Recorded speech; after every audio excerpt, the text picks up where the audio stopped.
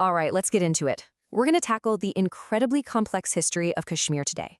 But we're going to do it in a way you've probably never heard before, using this really clever metaphor from our source that turns this huge geopolitical conflict into a fight over a single apartment. So to really get this, you gotta picture it like this. Before 1947, think of India and Pakistan as one big, diverse, and pretty powerful squad, all living together, in the same building. But things changed.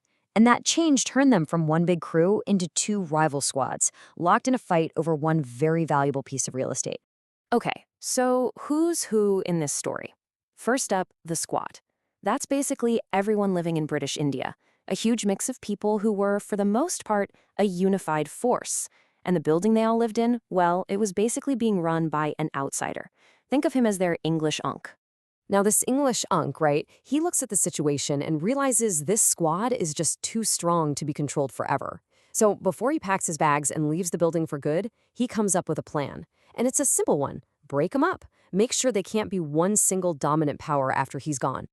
And that's exactly what he did. The whole building got partitioned. It was chaotic. We're talking rooms, supplies, the whole shebang, just split down the middle. All of a sudden, if you were in the squad, you had to choose a side. Are you with the new India squad or the new Pakistan squad? As the source says, it was a really, really messy affair. Bros against bros.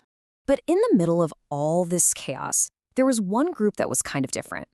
The people living in the Kashmir flat. They didn't want to pick a side. It was a tricky situation. Their leader was Hindu, but most of the people living there were Muslim. And despite all the pressure, they were just like, nah, we're good. We want to be our own independent flat. So if they just wanted to be independent, how did we end up here? What was the spark that lit the fuse and dragged them right into the middle of this huge feud? Well, the first big move came from the Pakistan squad. They really wanted that Kashmir flat. And a big reason why was a super important water pipeline that ran right through it. So what do? They send in armed tribesmen. Our source calls them the baddies, to just go in and take the flat by force. So the India squad sees this happening and they spot an opening. They go to the Kashmiri leadership with a deal, and it's basically this. Hey, we'll protect you from those guys, but you got to officially join our squad. Kashmir's leader agrees. I mean, it seems like the only option, right? So the India squad sends its people in to help. But here's the thing. They weren't fast enough. By the time they actually got there, the baddies, backed by Pakistan, had already taken over a big chunk of the flat. And that moment, that's how we got what's known today as the line of control. For our story, just imagine somebody took a marker and drew a line right down the middle of Kashmir's room. On one side, you have the part run by the India squad, and on the other, the part still held by the Pakistan-backed crew. And this, right here, is the absolute heart of the beef that's been going on ever since. The India squad looks at the ongoing violence and calls it what it is, terrorism. But according to our source, the Pakistan squad's whole strategy is to just keep the pot boiling, keep things unstable, hoping that eventually the India squad will just weaken and fall apart.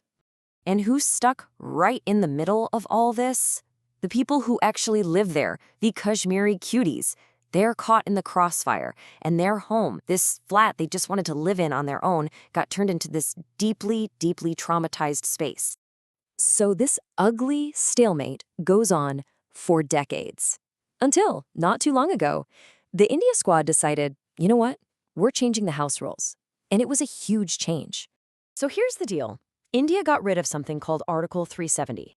This was basically the special treatment clause in the contract from way back in 1947 that gave Kashmir a ton of its own autonomy. The India squad's argument was basically, hey, enough is enough. One building, one set of rules, same rights for everybody. Well, you can bet the Pakistan squad had a lot to say about that. They were absolutely furious. They basically shouted from the rooftops that this wasn't about equality, it was about control. That it was abuse, pure and simple oppression. And that brings us to today, which our source perfectly calls an unfinished renovation. This whole thing is so far from over. Pakistan, the source suggests, kind of benefits from keeping the fight going. The people in Kashmir are trying to heal, but it's slow. The flat itself is still being fixed up. And of course, the whole neighborhood, the hood, keeps chiming in with their opinions. And the one thing we know for sure, trauma like this doesn't just vanish overnight. So it all boils down to this one final question, doesn't it? Can a flat ever truly be fixed? Can the people living inside ever really feel safe and heal while the two powerful landlords are still out in the hallway, fighting over who actually owns the place? It's a powerful thought, and one that, for now, has no easy answer.